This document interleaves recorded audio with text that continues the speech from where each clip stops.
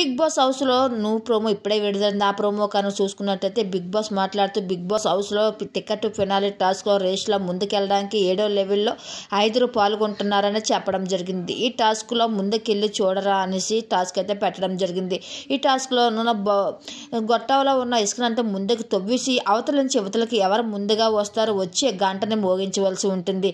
అయితే టాస్క్ అనేసరికి పల్లవి ప్రశాంత్ రెచ్చిపోతారన్న సంగతి తెలిసిందే. ఈ టాస్క్లో శివాజీ, శోభ ఇంకా ప్రియాంక అయితే సంచలనంగా వ్యవహరిస్తారు. శివాజీ టాస్క్లు రెచ్చిపోతూ అవతల నుంచి యువతలకు తొందరగా వచ్చేసి తనకు గంటనైతే మోగించడం జరిగింది. అలాగే ఆ తర్వాత అర్జున్, ఆ తర్వాత గౌతమ్ కృష్ణ, అలాగే అమర్ ఆ లాస్ట్లో ఎవరైతే రావడం జరిగింది. ఈ టాస్క్లో ఇంకా అమర్ని చాలా సపోర్ట్ చేస్తూ ఉంటారు. ఇంకా శోభ, ప్రియాంక అమర్ తొందరగా రా అరుస్తూనే ఉంటారు.